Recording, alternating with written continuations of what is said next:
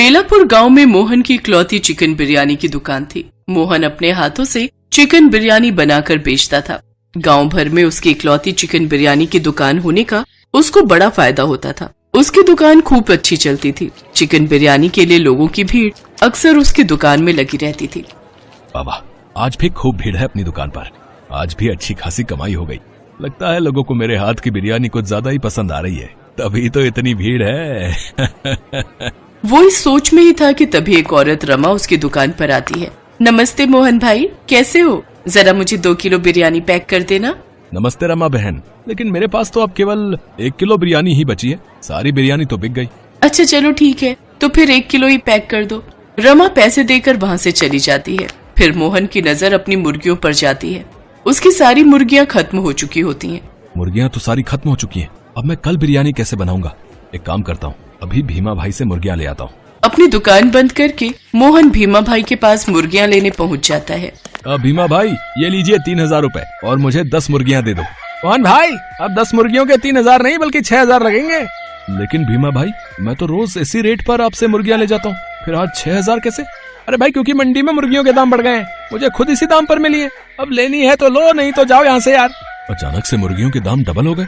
अब मैं चिकन बिरयानी इतने कम दाम में कैसे बेचूंगा? मोहन भाई, जब मुर्गियों के दाम बढ़ गए हैं तो आप भी अपनी बिरयानी के दाम बढ़ा दो, इससे आपको कोई नुकसान नहीं होगा। बात तो आपकी सही है। अच्छा ऐसा करो, फिलहाल 6 मुर्गियां ही दे दो। मुर्गियां लेकर मोहन घर आता है और अगले दिन सुबह वो अपनी दुकान के बाहर एक बोर्ड लगा देता है जिस पर लिखा होता है कि चिकन बिरयानी अब 1 किलो 300 रूपए की मिलेगी। बिरयानी के नए दाम देखकर कोई भी ग्राहक मोहन की दुकान पर नहीं आया। देखते ही देखते शाम हो गई, लेकिन मोहन की आज बिल्कुल भी बिक्री नहीं हुई। ये क्या, आज तो बोनी तक भी नहीं हुई। अगर ऐसा ही चलता रहा तो मेरा तो बहुत नुकसान हो जाएगा। तभी रमा उसकी दुकान पर आई, लेकिन जैसे ही उसकी नजर बोर्ड पर पड़ी वो वापस जाने लगी। रमा बहन, आज बिना बिरयानी ले ही जा रही हो? मोहन भाई, आपने एकदम से बिरयानी के दाम बढ़ा दिए। अब इतनी महंगी बिरयानी खाना अपने बस के तो बाहर है। रमा बहन, मुर्गियों के दाम बढ़ गए, इसलिए मुझे भी दाम बढ़ाना पड़ा। इसमें मेरी क्या गलती? लेकिन मैं बिरयानी के लिए इतने पैसे खर्च नहीं कर सकती। इतना कहकर रमा वहाँ से चली गई। 3 दिन बीत गए, लेकिन मोहन की बिल्कुल भी बिक्री नहीं हुई। नतीजा ये हुआ कि उसकी बनाई हुई सारी बिरयानी खराब होने लगी। ये हो क्या रहा है? एक समय था जब बिरयानी दिन ढलने से पहले ही खत्म हो जाया करती थी, लेकिन अब ये कई दिनों तक दुकान में रखे रखे ही सड़ रही है। अब ये खराब बिरयानी खाने लायक तो रही नहीं, इसलिए अब इसे बाहर ही फेंका। दुखी मन से वो सारी बिरयानी एक सुनसान जगह पर फेंक देता है। तभी कौओं की भीड़ उन्हें खाने वहाँ आ जाती है। उन्हें देखकर मोहन के दिमाग में एक आइडिया आता है। मुर्गियों के इतने महंगे रेट देखकर तो चिकन बिरयानी बनाना मेरे बस से बाहर है, तो क्यों ना मैं कौवा बिरयानी बनाकर बेचूं। चिकन बिरयानी में आधा मुर्गा रहेगा और आधा कौवा, इससे किसी को पता भी नहीं चलेगा। हाँ, ये सही रहेगा। अपने मन में ये खुराफाती विचार लाकर मोहन उस दिन से कौवे पकड़ना शुरू कर देता है। साथ ही भीमा से थोड़ी सी मुर्गियां भी लेकर आता है ताकि किसी को उस पर शक भी ना हो। फिर 7 कौवे और 3 मुर्गियां मिलाकर बिरयानी बनाकर तैयार कर देता है। साथ ही अब उसने बिरयानी के दाम पहले जैसे ही कर दिए। अरे वाह मोहन भाई, आपने बिरयानी के दाम फिर से पहले जैसे कर दिए।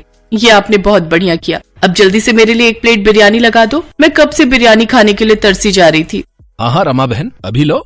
मोहन ने उसके लिए 1 प्लेट लगाई जिसमें सिर्फ 2 पीस ही मुर्गे के थे, जबकि बाकी सब कौवे के। रमा जल्दी से बैठकर बिरयानी खाने लगती है। तभी उसके हाथ कौवे की एक टांग लगती है, जिसे देख रमा मोहन से कहती है, मोहन भाई, लगता है आज का ये मुर्गा कमजोर था। देखो ना, तभी तो इसकी टांग कितनी पतली है। हाँ हाँ, सही कहा रमा बहन, मुर्गा कमजोर था। आप खाइए ना, मजे से खाइए। कुछ ही देर में रमा ने सारी प्लेट चट कर दी। भाई वाह मोहन भाई, आज तो सचमुच मजा ही आ गया। ये लीजिए आपके पैसे। काऊ काऊ काऊ काऊ। अरे अरे अरे, ये मेरे गले में से कौवे की आवाज कैसे निकल रही है मोहन भाई? अरे बाप रे, कहीं ये कौवा बिरयानी खाकर तो नहीं हुआ? काऊ काऊ काऊ काऊ। रमा के मुंह से इसी तरह बीच बीच में काऊ काऊ की आवाज निकलने लगी। रमा परेशान होकर घर पहुंचती है। तभी उसकी सास उससे कहती है, काऊ काऊ। अरे कौवा खाकर आई है क्या? ये तेरे मुंह से कौवे की आवाज क्यों निकल रही है? रमा अपनी सास को सारी बात बताती है।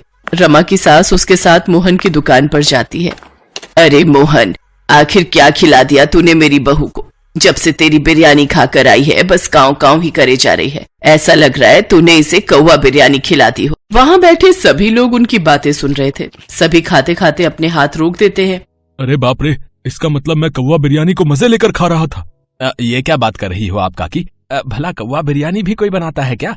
मेरे यहाँ सिर्फ चिकन बिरयानी बनती है। तभी एक और ग्राहक के गले से कौवे की आवाज निकलने लगती है। काऊ काऊ। मोहन भाई, काऊ काऊ, ये मेरे गले में से भी काऊ काऊ की आवाज क्यों निकल रही भैया? वहाँ जितने भी लोग बिरयानी खा रहे थे उन सभी के मुंह से कौवे की आवाज निकलने लगी। सभी गुस्से में मोहन को मारने जाते हैं। ये देख मोहन वहाँ से भाग जाता है। काऊ काऊ, तू क्या यहाँ खड़े खड़े काऊ काऊ कर रही है? जब अकेले अकेले बिरयानी ठूसने आई थी तब ध्यान नहीं दिया कि चिकन खा रही हूँ या कौवा? चल अब डॉक्टर के पास चलते हैं। डॉक्टर साहब, मेरी बहू को देखिए ना, जब से इसने कौवा बिरयानी खाई है तब से इसकी आवाज कौवे की तरह निकल रही है। कौवा बिरयानी? अरे लोग चिकन और मटर बिरयानी खाते हैं, लेकिन आप तो कौवा बिरयानी खाते हो। वैसे स्वाद कैसा था? काऊ काऊ, आप मेरा इलाज जल्दी से कीजिए। काऊ काऊ, इससे पहले कि मैं पूरी तरह कौवा बन जाऊं। काऊ काऊ काऊ काऊ। चलो अपना मुंह खोलो। काऊ काऊ। बाप रे बाप, इनके गले में तो कौवा अटका हुआ है। कौवा? लेकिन कैसे? अब कौवा बिरयानी खाओगी तो कौवा ही अटकेगा ना। अब इसका सिर्फ एक ही इलाज है, मुझे इनका गला काटना पड़ेगा। पागल हो क्या? काऊ काऊ, गला काट दोगे तो मैं जिंदा कैसे बचूंगी? काऊ काऊ। वो तो काटना ही पड़ेगा, नहीं तो तुम ठीक कैसे होगी? डॉक्टर जेब से चाकू निकालता है, जिसे देख रमा वहाँ से भाग जाती है। उसकी सास भी उसके पीछे पीछे दौड़ती है। माँ जी, ये कैसे डॉक्टर के पास ले आए आप मुझे? ये तो मेरा गला काटने पर तुला हुआ है। अगर मेरा गला ही कट गया तो मैं जिंदा कैसे बचूंगी? रमा बहू, देख तो, तूने कितनी सारी बातें बिना काऊ काऊ किए ही बोल दी। इसका मतलब तू ठीक हो गई। अरे हाँ माँ जी, मैं तो ठीक हो गई, मैं सचमुच ठीक हो गई। रमा ये देखकर बहुत खुश हो जाती है और वो अपनी सास के साथ खुशी खुशी घर लौट आती है। उस दिन के बाद से ना तो मोहन उस गांव में दिखाई दिया और ना ही उसकी कौवा बिरयानी।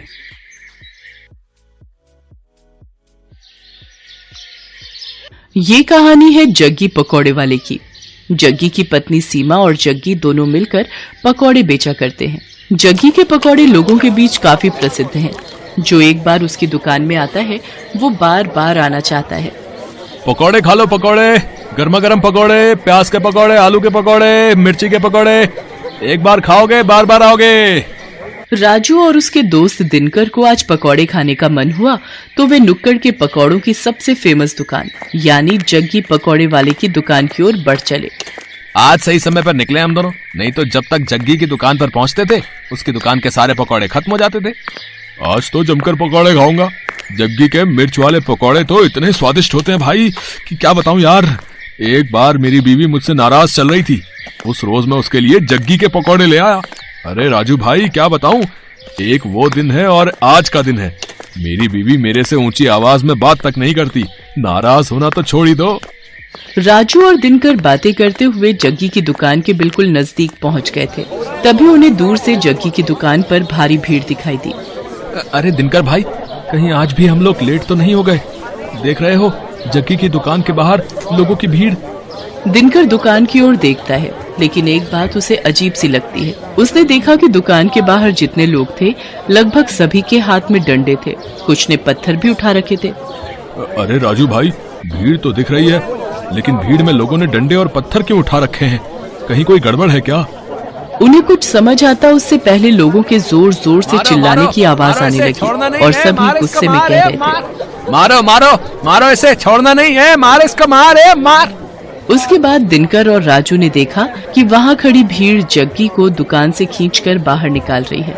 बाहर निकल, बाहर निकल, निकल। आज हम तुम्हें तुम्हारी हरकतों की वो सजा देंगे कि तू जिंदगी भर याद रखेगा।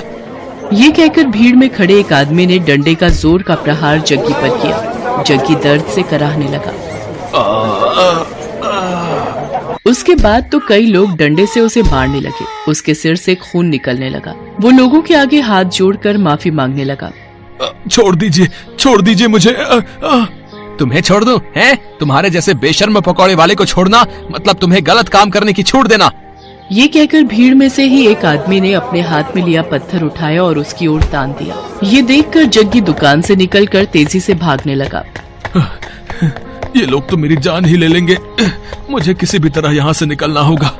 जग्गी आगे आगे भाग रहा था और गुस्साई भीड़ उसके पीछे। राजू और दिनकर को अभी भी समझ नहीं आ रहा था कि आखिर ऐसा क्या हो गया कि लोग जग्गी के पीछे पड़े हैं। लोग उसे बेशर्म पकौड़े वाला क्यों कह रहे हैं? लोगों के इस तरह जग्गी पर भड़कने का कारण समझने के लिए कुछ समय पीछे जाना पड़ेगा। 410, 430, 490, 500, आज की कमाई 500। अगर इसी तरह कमाई होती रही तो तेरे लिए चांदी की पायल बनवा दूंगा। अजी मुझे पायल वायल नहीं चाहिए। क्यों, क्या हुआ? हमेशा तो गहने की रट लगाए रहती है। हाँ गहने मुझे चाहिए, लेकिन ईमानदारी के पैसे से। अरे तो मैं कौन सा स्मगलिंग कर रहा हूँ? ईमानदारी से ही तो पैसे कमा रहा हूँ। देखिए जी, ये आपको भी पता है आप कैसे पैसे कमा रहे हैं। पकौड़ों को बनाने के लिए आप क्या करते हैं? अगर किसी को पता लग गया ना तो फिर बवाल हो जाएगा, कोई आपको छोड़ेगा नहीं।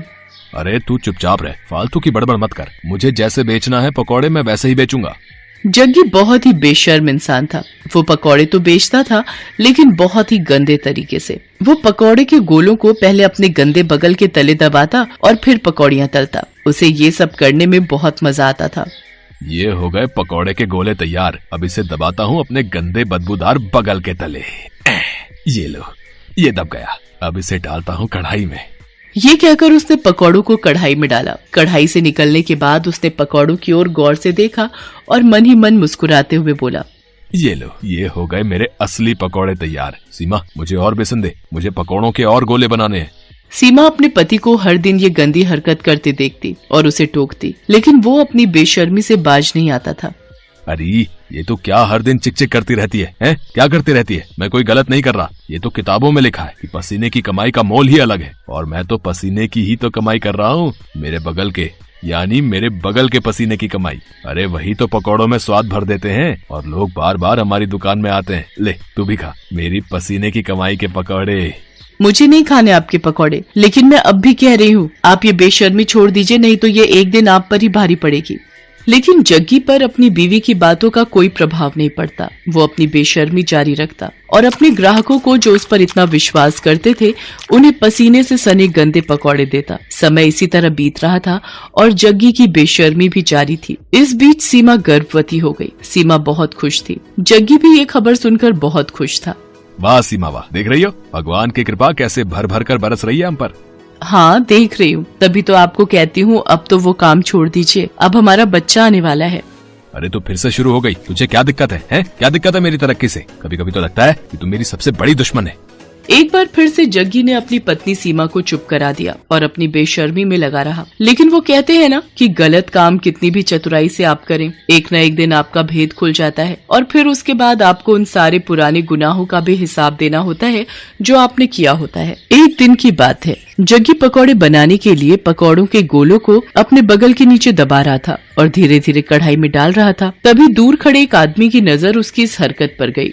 अरे ये पकौड़ी वाला जग्गी क्या कर रहा है भाई, है? अरे छी छी छी छी छी, मुझे तो उल्टी आ रही है इसकी इस हरकत को देखकर। उसने चुपके से जग्गी का वीडियो बना लिया और फिर उसकी दुकान पर गया।